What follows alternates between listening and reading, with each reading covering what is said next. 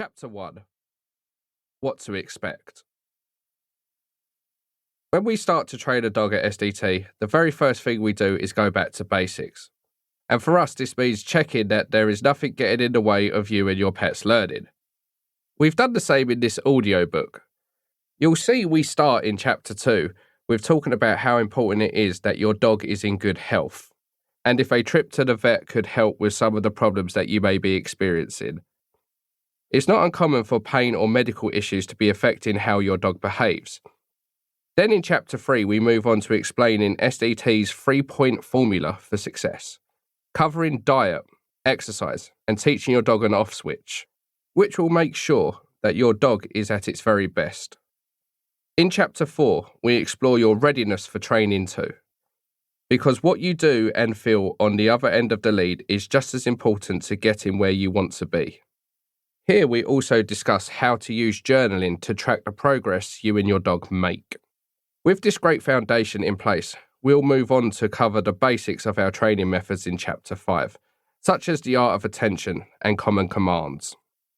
From there, the book begins to delve much deeper into solving specific behavioural problems you're working with, dedicating chapters to issues such as problems inside the house. In parts 2 and 3, we cover everything from separation anxiety, multi-dog households, lead walking, socialisation, reactivity, and everyone's favourite, recall. These later chapters will explain what's going wrong and how to fix it. As you listen to this audiobook, listen out for links that will take you directly to videos that explain and show you exactly what we are talking about. A quick word about rescue dogs. First up though, I want to talk about something that's massively important and something that is dear to my heart. That's right, rescue dogs. If you don't already have a dog, you might be on the fence about getting an older dog from a rescue centre. You might be thinking about adopting one that could perhaps come with some behavioural baggage, but that you feel you can help using the guidelines in this audiobook. Maybe you are an experienced dog owner and are looking to hone your craft and gain more knowledge. If you want to take on a more difficult dog that perhaps has had a traumatic past, keep listening. We've got you. Let me tell you right now, at the time of writing this book, there are approximately 130,000 dogs in UK rescues, and most of them are there through no fault of their own. Most dogs are surrendered to rescue centres because of human selfishness. Perhaps it is because they didn't do the proper research into the breed, or because of a dodgy breeder churning out puppies that go on to have problems.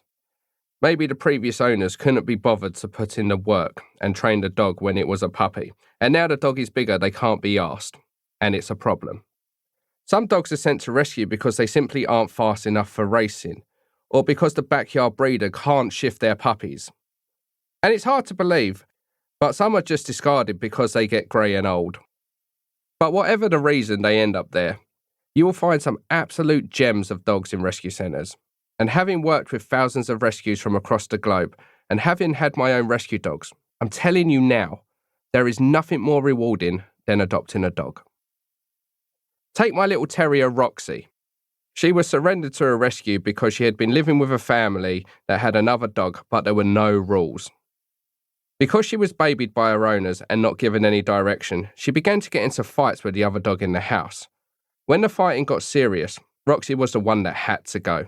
Again, it was human incompetence that meant the dog, in this case my Roxy, suffered.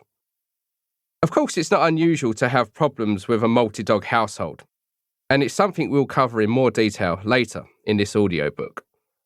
These issues can be worked on, but in the meantime, back to Roxy, and why, because of her, I love rescues. Poor Roxy was a mess when I met her. Everything scared her. Traffic, bikes, loud bangs. And when I say she was terrified, I mean it literally. Things that she was frightened of made her shit herself.